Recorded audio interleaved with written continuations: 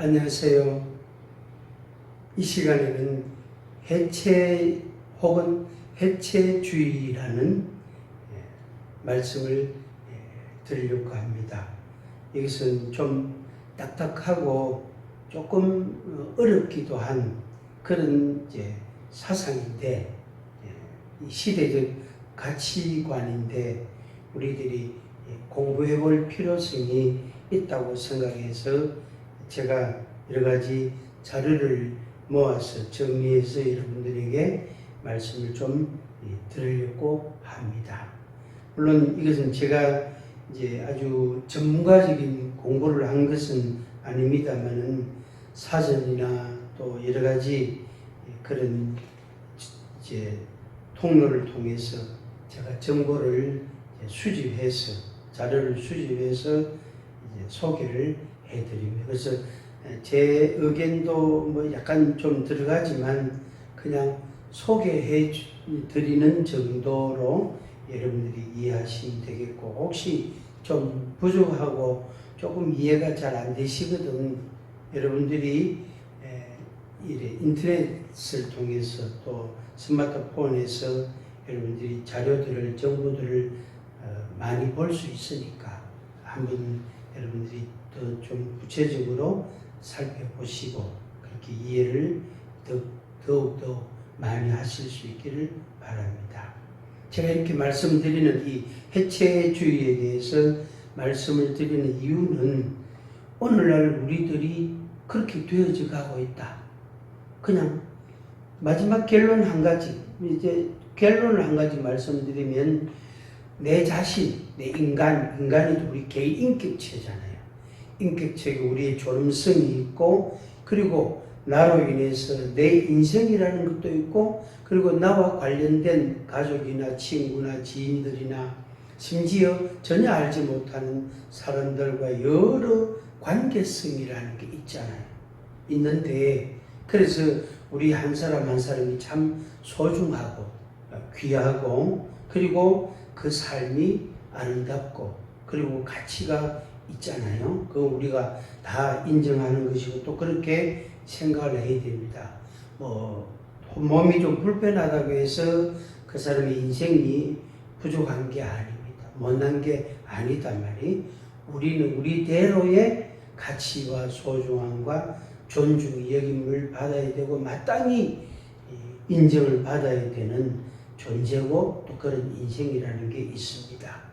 그런데 그것이 해체되고 있다. 난도질 당하고 있다. 우리의 생각도 난도질, 우리의 정신도, 우리의 사상도, 우리의 어떤 이 가치관도 그 난도질 당하고 있다. 그 자리에 그게 말하자면은 너무너무 세분화되고 있다. 마치 핵 분열이 일어나서 그게 핵이 조각이 엄청나게 많은 그런 조각으로 너무너무 미세하고 작은 조각으로 이렇게 말하자면 분리되는 것처럼 이렇게 나누어지는 것처럼 우리 개인이, 우리 한 사람, 한 인격체가 해체되고 있다는 거예요. 지금 이 시대가. 그럼 그 자리에 뭐가 들어오느냐 하면은 죽음이라는 것이 들어오고 물질, 돈이라는 게 들어와서 탁자를 잡는 거예요. 아주 쉬운 예로 여러분 집에 담장을 쌓을 때의 담장, 혹은 이렇게 아파트나 빌라나 집을 지을 때에 벽돌 같은 걸 이렇게 쌓잖아요. 쌓을 때에 벽돌과 벽돌 사이에 넣는 게 있잖아요. 그걸 넣어야 이 벽돌 아래 것과 위에 것이 탁 붙어서 오게 벽이 튼튼하게 되잖아요. 근데 거기에 벽돌과 벽돌 사이에 담장 같은 돌과 돌 사이에 시멘트가 안 들어가고 흙이 들어간다. 모래가 들어간다. 거기에 다른 것이 무슨 낙엽이나 지푸라기나 이런 것이 들어간다고 생각해 보세요. 그 담장이 얼마나 견디겠어요? 금방 무너지지 않겠어요? 만약에 돌과 돌 사이에 흙을 넣었다. 그럼 비 한 번 좀 오면은 그 담장은 무너지잖아요. 그런 우리 개인이 인격과 신체와 그리고 우리의 인생이, 우리의 생활이, 그리고 우리의 정신과 가치관이 전부 해체되어지고 있다는 것.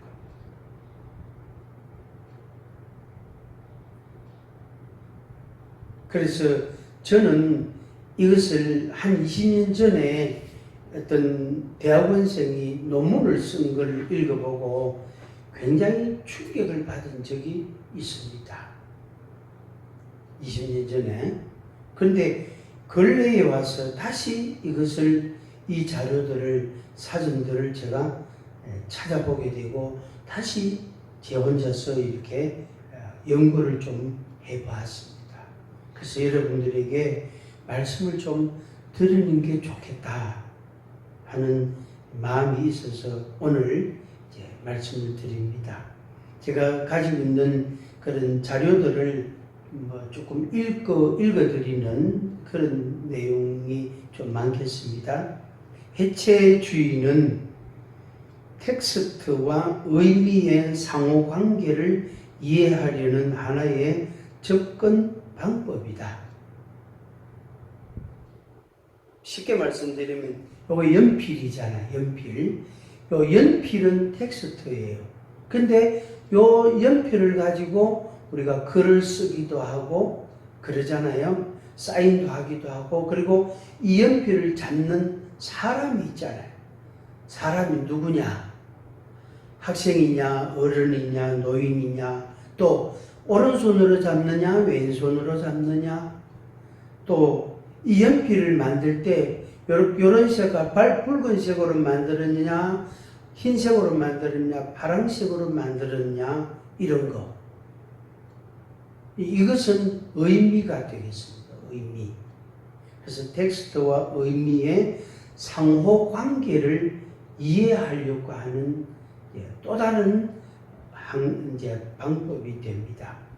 프랑스 철학자 데리다의 사상으로 서구 형이상학을 해체하고자 하였다. 조금 어려운 말입니다만은 서구 그러면은 미국을 비롯한 유럽 쪽을 주로 이야기합니다. 우리가 알고 있는 보통 선진국 그런 나라들, 좀 문명이 발달하고 과학이 기술이 발달하고 또 여러 가지 문화들이 만들어지고 발달한 그런 사회를 서구 사회라. 그래서 우리 한국도 이미 서구화 됐다 이런 말 하잖아요. 옛날 농경 시대가 아니잖아요. 지금은 산업화 시대고, 산업화 시대에서 더 후기로 더 발달한 그런 산업, 그것이 우리 한국 사회인데, 그래서 우리들도 이 서구화의 영향, 서구 사회의 영향을 받아서 우리도 서구화 되어졌고, 우리들의 이 생각, 사상, 정신, 가치관 이런 것들이 막 부서지고 있는 거죠. 박살이 나고 있는 거예요. 막 가루가 되듯이 조각 막 부서지는 거예요. 종이를 분색이다, 파색이다 칩으면 종이가 어떻게 됩니까? 가루가 되다시피 너무나 작은 크기로 조각조각 찢어지고 말하자면 부서지잖아요. 우리 인간의 구조가, 인간의 정신과 가치관과 인간의 인생이 그런 형태로, 그런 모양으로 해체되고 있다. 1960년대 데리다의 해체주의는 서구 형이상학의 해체 작업이자 일종의 자기 비판으로서의 의의를 가지고 있다. 경직성과 일관성인 이성주의와 구조주의를 반대하고, 이성주의는 우리 인간이 생각하고 판단하고 분석하는 능력이 있잖아요. 그것을 인정하고 그걸 믿고 그것을 아주 소중하게 여기고 또 그것을 가치관으로 자기 인생으로 살아가는 그런 걸 이제 이성주의라고 해요. 이성주의가 너무 이제 많이 발달한 사람은 주관성이 강하고 고집이, 자기 아집이 강하고 또 뭐 자기 논리가 강하고 이런 사람이라고 생각하시면 되겠습니다. 구조주의는 그것으로 인해서 이성주의로 인해서 그게 구조화된 거, 그게 이제 어떤 형태를 모양을 이루면서 거기에다가 이제 맞추어서 살아가야 되는 거죠.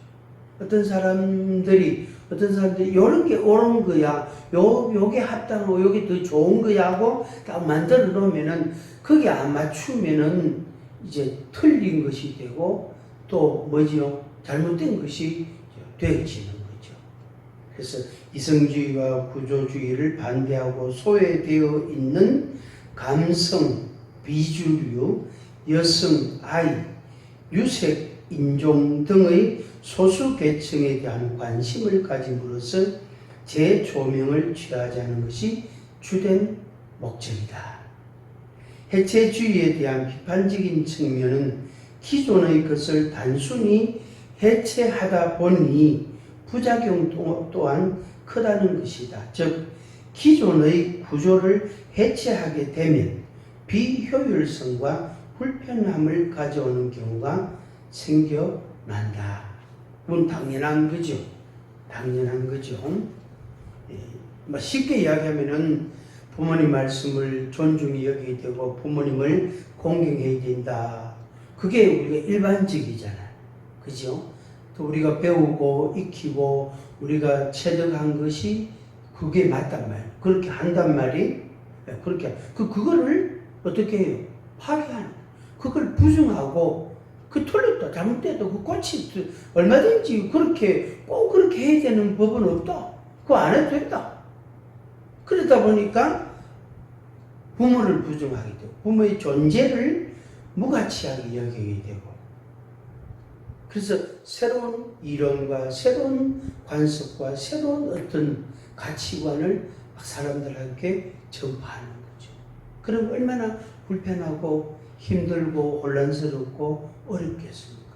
그런데 그것이 시간이 30년, 50년 시간이 자꾸 흐르다 보니까 그만 뭐죠? 바뀌어지는 거죠. 그 전에 그대로 하는 사람은 오히려 무식해 보이고 바보처럼 보이고 시대에 뒤떨어진 사람처럼 보이고 너무 폐쇄적인 사람으로 보이고 이렇게 하는 게 더 좋아 보이고 더 발전돼 보이고 더 멋있어 보이고 더 좋아 보이는 이런 걸로 지금은 바뀌어져. 그래서 해체주의가 우리의 생각과 우리의 삶을 완전히 바꿔버렸습니다. 우리가 거기에 지금은 말하자면 맞춰 살아가고 있습니다. 그런데 따지고 보면은 그 자체가 또 구조주의단 말이에요. 그 자체가 또 이성주의가 되잖아요. 그런데 그걸 인정을 안 해요. 그걸 인정 안 한다고. 그래서 예를 들면 아버지가 싫었다. 아버지는 아버지 존재 인정할 수 없어. 난 내 마음대로 할 거야. 내가 하고 싶은 대로 할 거야. 그런데 자기 마음대로 하겠다고 생각한 그 생각, 가치관, 그게 또 이제 어떤 형태를 이루고 어떤 틀을 이루고 많은 사람들이 맞아. 나도 저렇게 살 거야. 나도 저렇게 살 거야. 저게 더 좋아 보여. 저게 더 멋있어. 그러면 그것이 또 어떤 모양을 이루잖아요. 형태를 이룬단 말이에요. 그것에 대해서 비판하는 사람은 완전히 그냥 자기와 다르다고 막 완전히 그냥 매장시키고 매도하고 왕따시키고 아주 그냥 아주 막 댓글을 달아가 그 사람을 그냥 완전히 사람을 고통스럽게 하고 그렇게 한단 말이에요.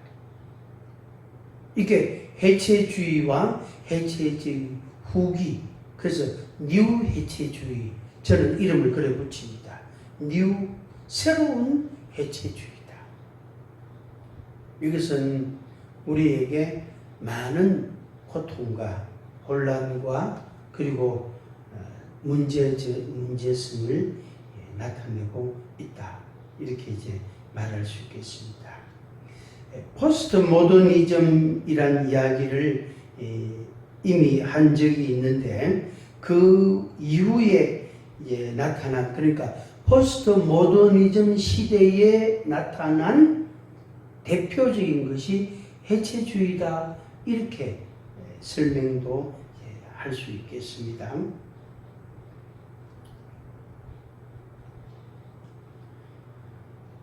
해체주의에 있어서 이 신적 존재, 신이라는 존재,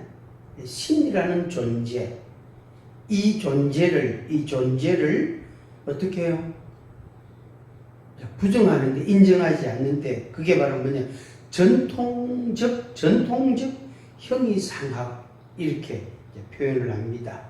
그래서 신의 존재를 인정하고, 우리 인간이 그 신과 함께 신과 관련된 생각과 우리의 삶을 살고, 또 그걸 통해서 진리가 무엇인지도 알게 되고, 또 의가 뭔지도, 참이라는 것이 무엇인지도, 선한 것이 어떤 것인지도 알게 되고, 그래서 우리 삶이 또 우리 사회에 그런 아름다움을, 평화로움을 이제 만들어 가게 됩니다. 그런데 그걸 부정한다. 그러니까 신의 존재를 부정하다 보니까 결국에 그걸 중심으로 이루어졌던 지식이나 이론이나 가치관이나 세계관이나 윤리관이나 그런 것들도 동시에 부정이 되잖아요. 새로운 걸 세우고 새로운 걸 이제 만들어야 되잖아요. 그런 것이 지금 우리가 사는 이 시대라고 말할 수 있습니다. 이 시대가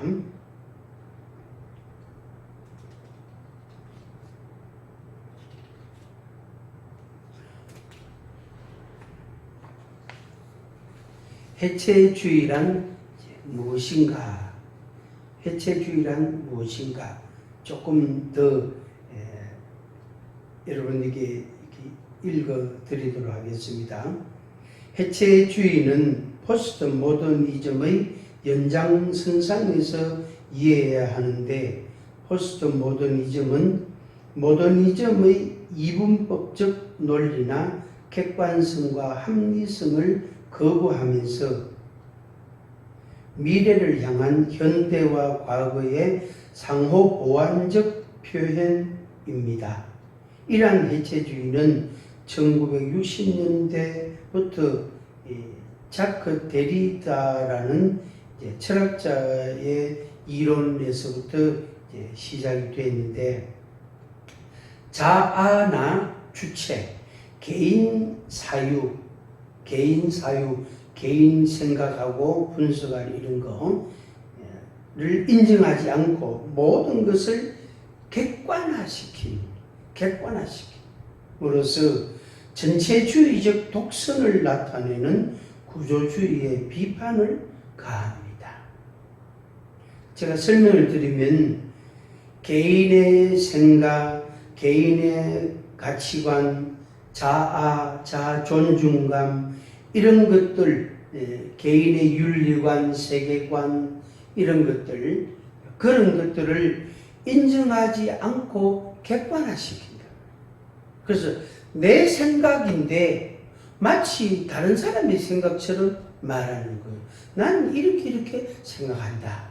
난 이런 것이 더 좋다고 생각해. 이렇게 말해야 되는데 사람들이 이렇게 말하더라.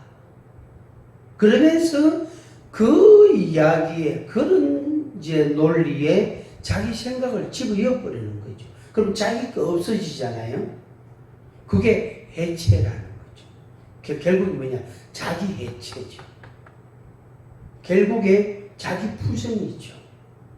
존재 부정, 자기 생각의 부정, 자기 가치의 부정, 자기 존중의 부정. 당연히 그 사람으로 인하여 이루어지는 인생이라는 게 있잖아요. 인생. 그 인생을 결국에 부정하는 것이죠. 그래서 개인의 인생을 통해서 가족이나 주변인들에게 선을 베풀고 옳은 것을 전파하고 또 사랑을 나누고 이런 것들을 말하자면 부정하는 거죠. 그게 얼마나 좋은 것이고 아름다운 것인데 그것을 결국에 비판하는 거죠. 그런데 그렇게 하는 사람들, 그런 해체주의에 물든 사람들이 모여서 또 어떤 세력을 이루는 거죠. 그게 전체주의다. 그게 국가주의다. 그런 사람들의 철학, 가치관, 국가관, 윤리관, 세계관, 그런 것들이 모여서 그것이 그 사람들이 모여서 힘을 만들 때 그게 이제 권력이 되잖아요. 그것을 가지고 그걸 중심으로 국가를 통치하는 거. 그러면 이제 그게 또 다른 말은 이유 새로운 독재주의가 되는 거예요. 그리고 자기와 생각이 같지 않는 모든 사람들을 다 공격하는 거예요. 공격하고 부정하고 무시하고 비난하고 정죄하고 그 다음에 그 사람들을 어떤 이유를 이제 빌미를 잡아서 그 사람들을 말하지 못하도록 하고 자유를 제한시키고 구속을 하고. 그러니까 해체주의라는 것이 선을 해체해가지고 또 다른 선을 만들었는데 그 또 다른 선이 선하지 않다는 것을 인정하지 않는 거죠. 그래서 자기가 하면 선이 되고 다른 사람이 하면 선이 안 되는 거예요. 이것은 얼마나 탐욕적이고 얼마나 이것은 권력 지향적인 것인지 모릅니다. 이것이 우리 한국 사회를 점령하고 있습니다. 이런 사상, 이런 정신, 이런 가치관이 우리 한국 사회를 지금 말하자면 통치하고 있습니다. 이런 권력, 이런 세력들이 어떻게? 그러니까 해체주의에 빠진 사람들, 해체주의에 물든 사람들이 또 다른 권력을 형성해서 다른 사람들을 부정하고 밀어내고 다른 사람들을 비판하고 정죄하고 그렇게 자유를 속박하고 그렇게 하는 거예요. 이게 우리 한국 사회에 지금 일어나고 있는 일들입니다. 한편으로 생각하면 되게 무섭습니다. 두렵습니다. 이 다음에 어떤 폐해가 일어날지, 어떤 문제점들이 발생할지 저는 예측을 하고 있지만 이 자리에서 말씀을 드리지는 못합니다. 분명한 것은 독재라는 거죠. 그러니까 뉴 독재 시대, 독재주의, 독재 철학, 독재 가치관, 독재 사상, 그렇게 저는 표현하고 싶습니다. 그래서 개인의 정신과 개인의 사상을 부정하면서 결국에 뭐죠? 그 개인을 통제합니다. 그런데 이 스마트폰 개별화된, 해체된 개인을 폰이라는 이 SNS라는 이 온라인이라는 이 구조, 이 시스템, 이 기술을 가지고 개인을 통제하기가 너무나 쉬운 시대가 됐어요. 그리고 그 통제는 이미 시작이 됐습니다. 우리나라뿐 아니고 다른 많은 나라들이 그렇게 됐습니다. 그리고 이것은 극도로 빠른 속도로 발전하게 될 겁니다. 우리가 이 세계적인 전염병에 의하여 우리가 그걸 경험을 좀 했단 말이에요. 그런데 이 이후 이 전염병이 치료가 되고 이게 여기에서 사회가 좀 회복이 되고 나면은 그런 방식, 그것도 기술인데 하나의 그 체계인데 그런 체계가 아주 급속도로 발달하고 그래서 온라인으로 개인을 조종하고 개인을 통제하고 통치하고 개인에게 메시지를 주고 그렇게 하는 그래서 개인의 의사를 부정하고 개인의 자유를 속박하는 모습으로 모양으로 가게 됩니다. 그런데 안타까운 것은 개개인이 인간 자신이 내가 통제받고 있다는 것, 내가 자유를 상실하고 있다, 많은 부분에서 자유를 잃어버렸다라는 것을 모르고 있는 거예요. 그게 비유로 말씀드리면 냄비에다가 물을 넣고 거기에 깨구리 한 마리를 넣고 뚜껑을 덮는단 말이에요. 그리고 밑에다 열을 가합니다. 그러면 물이 서서히 데워지잖아요. 그래서 처음에는 깨구리를 가만히 있다가 물이 좀 따뜻해지면 깨구리가 움직이기 시작합니다. 당연히 물이 뜨거워지면 그 깨구리는 거기에서 죽어버립니다. 나도 모르는 사이에 내 개인의 자유와 개인의 어떤 생각과 사상과 가치관이 부정이 되고 무시가 되고 그것은 없어지게 되고 인정되어지지 않게 되고 그리고 속박을 당하게 되고 자유를 일부 잃어버리게 되고 뭘로? 돈으로 통제가 되고 그래서 돈만 있으면 된다. 그래서 돈이 나를 통제하는 줄도 모르고 내가 통제를 당하는 거죠. 그리고 그 돈으로 인해서 내가 철저히 통제를 당하는 거예요. 그리고 그 돈을 누가 쥐고 있죠? 권력을 가진 사람이 자기 마음대로 쓸 수 있도록 쥐어져 있다. 그래서 권력자의 손에 돈이 있단 말이에요.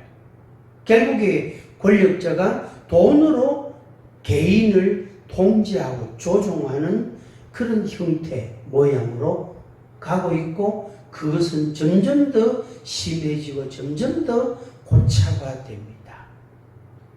점점 더. 그래서 이제 전체주의, 국가주의 이런 말 하잖아요. 민족주의 이런 말 하잖아요. 그래서 개인은 없어지고 개인의 자유와 권리와 개인의 이론과 생각과 개인의 발언권이 없어지게 되고 국가만 존재하고 권력자의 이제 말하자면 사상과 정신과 가치관을 개인에게 심어버리는 그래서 개인을 조종하고 통치하는 형태로 간단 말이에요. 이미 그것이 코로나로 인해서 이미 시작이 됐습니다. 이 전염병, 감염병으로 인해서 그렇게 이미 시작이 됐습니다. 앞으로 이것은 엄청난 속도로 발달하게 됩니다.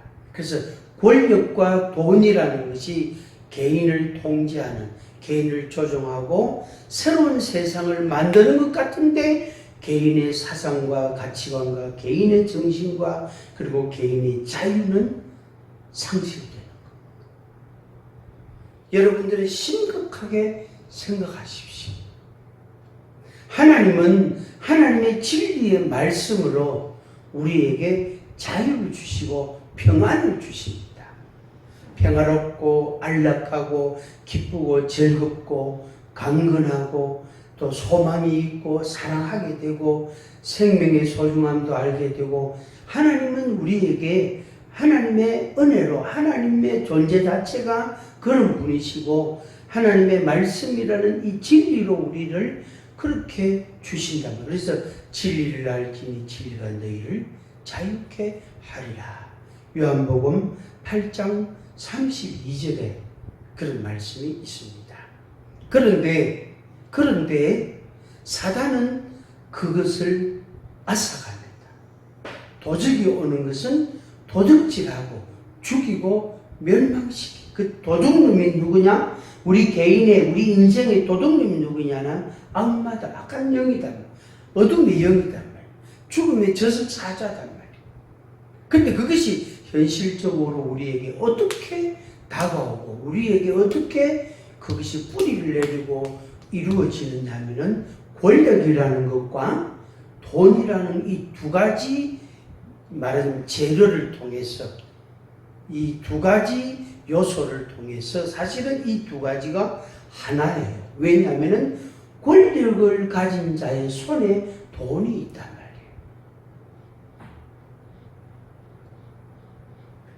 권력을 가진 자의 손에 돈이 있다. 그래서 권력자가 돈을 가지게 되면은 그 국민을, 백성을 조종하고 통제하기에 너무나 편리하고 가장 좋은, 말하자면은 방법이 되는 거예요. 그보다 더 좋은 기술이 없어요. 그도 더 좋은 방법이 없습니다. 인간은 돈을 이렇게 부정할 수 없습니다. 우리 인간은 물질을 가진, 몸을 가진 존재이기 때문에 돈이 필요하고 있어야 됩니다. 그리고 그 돈을 사랑하면 일만 악이 되지만 돈을 벌기 위해서 열심히 일하고 노력하고 공부하고 해야 됩니다. 그러나 그 돈이 권력자의 손에 쥐어졌을 때에 개인의 자유와 개인의 안식과 평화와 개인의 행복과 그것은 말하자면 변질되는 겁니다. 그것은 사라지게 됩니다. 개인의 가치관도 개인의 인생도 없어지게 됩니다. 뭐만 존재하죠? 권력만 존재하고 국가만 존재하게 돼요. 그게 독재시대, 독재주의입니다. 정신 차리시기 바랍니다. 여러분들이 이 영상을 보시고 여러분들이 여러 가지 그런 방법으로 여러분들이 정보를 여러분들이 가지시고 지식을 습득하시기 바랍니다. 그래서 정신을 차리셔야 됩니다. 돈의 노예가 되면 안 되고 권력자의 조종을 당해서도 안 됩니다. 하나님은 우리에게 자유를 주시고 생명을 주셨습니다. 그러나 세상은, 돈은 우리에게 자유와 권력을 빼앗아갑니다. 우리에게 안식과 기쁨을 빼앗아갑니다. 우리의 생명을 앗아갑니다. 두렵고 두려운 시대를 우리가 살아가고 있습니다.